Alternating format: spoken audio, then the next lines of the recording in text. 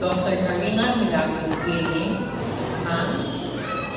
To the Vice President for Academic Affairs, Dr. Renato S. Baliado, Sir. To the Vice President for Student Prosperity and External Engagement, Dr. Lilia N. Adora. To the Director for Instruction, Dr. Celeste J. Chan, Ma'am.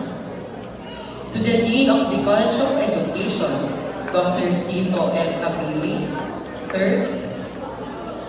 To the UPLS Principal, Dr. Roger M. Ortiz, Sir.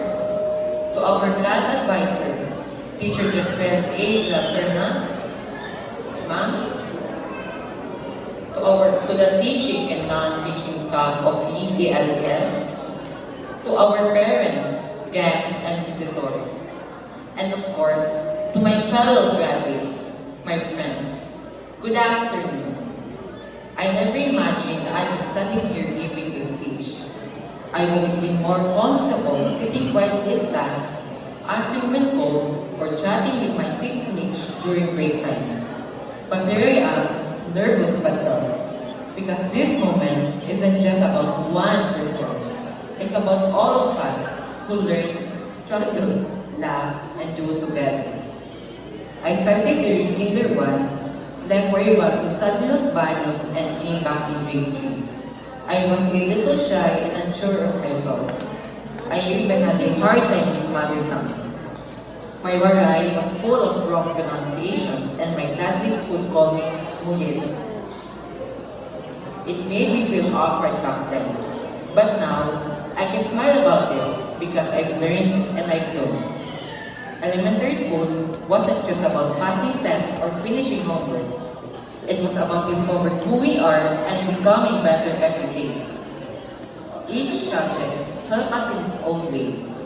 Math trained us to think logically and solve problems, even when we were tempted to get letters C on a multiple choice quiz. English taught us how to communicate, how to write, and how to express ourselves, even when subject-verb agreement tried to confuse us. Filipino helped us love our language and appreciate our culture. Plus, we finally learned the difference between pang-abay and pang-uri. Mother tongue, even with all the weak moments, helped us connect with our roots and be proud of where we come from. Science made us curious, especially when we work on our investigatory project. We learned how to observe, experiment, and think like scientists. Civics opened our eyes to our history and the world around us, and remind us to be good citizens and love our country. Edukasyon sa pagpapakatao remind us that our values matter. Kindness, honesty, respect, and love for others. MAPE made learning fun through music, arts, PE, and health. Whether we were dancing in PE, drawing posters, or singing folk songs, we had a blast. Computer introduced us to the digital world, how to type, make presentations, and use programs properly. And of course, Helen, where we didn't just sit and write, but actually do, soon, planted, and learn how to take care for a home and for ourselves. These subjects didn't just fill our notebooks.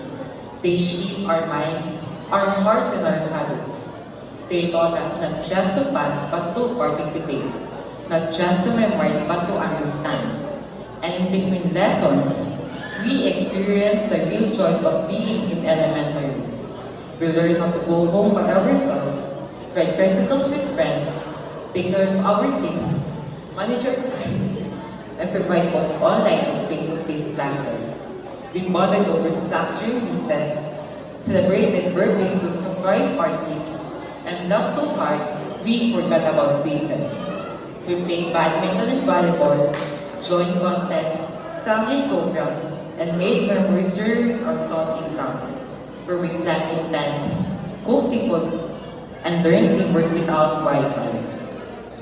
But one of the moments that taught us the most was losing our classmate, Vincent Acompañado. That was a very painful time for our class. It reminded us that life is fragile, that friendship is precious, and that we should never take any moment or anyone for granted. Three.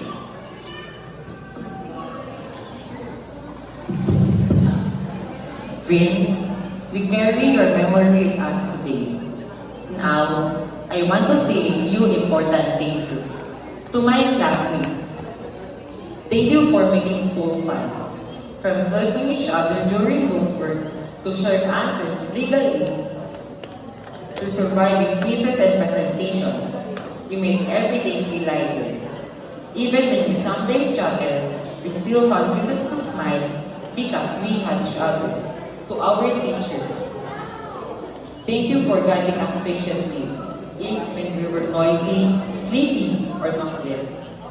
Thank you for checking our work, preparing lessons, and caring about us like your own children. You didn't just teach us from books. You taught us how to be good, responsible, and respectful. We won't forget what you've taught us, both in class and in life. To our parents and guardians, thank you for being with us every step of the way. You woke us up early, packed our snacks, bought materials for projects even late at night, reminded us to study, and talk for us no matter what our previous is. We are here today because of your love and sacrifices. To my family, my titas and titos, and my grandparents, thank you for always being proud of me. Thank you for your prayers, for your encouragement, and for your presence in every important moment. You are my quiet strength. And yes po, thank you for the reward money. I made sure it was well spent on food. To our school, University of Eastern Philippines Laboratory Elementary School, thank you for being our second home. This is where we learn to read and write, to speak and listen, to dream and to believe. We are proud to carry your name wherever we go. And most of all, thank you God for the knowledge you gave me, for all the blessings, for guiding me in everything I do, and for sending me the people who helped me along the way. All glory and praise to you. To my fellow graduates, congratulations! We made it through worksheets, modules, online classes, group projects, school events, and a lot of unforgettable memories. We grow smarter, stronger, and more confident. But as we move forward, I want to leave you with some lessons I've learned. Do your best. Not because others are watching, but because you're proud of yourself after. Ask for help when you need it. You're not weak, you're learning. Be kind. A simple smile or thank you can make someone's day. Don't be afraid to try. You'll never know what you're good at unless you give it a shot. And always be grateful for your family, your teachers, your friends, and your journey. Some of us will go to different schools, meet new classmates, and face bigger challenges. But I know we will always carry in our hearts the laughter, the lessons, the games, and the friendships we made here. If there's one thing I've learned, it's that growing up doesn't happen all at once. It happens through little things, like learning how to go home on your own, remembering to bring your projects, saying sorry when you made a mistake, or standing here giving a speech even when you're shy. So today, I stand here not just as a student who finished grade 6, but as someone who's ready to grow more, learn more, and give more. Elementary may be over, but our story is just beginning. Let's go out there and do our best, because that's what UEPLS taught us to do. Thank you so much po, and may God bless us all. And sorry po to my parents for my pronunciation. Sorry po.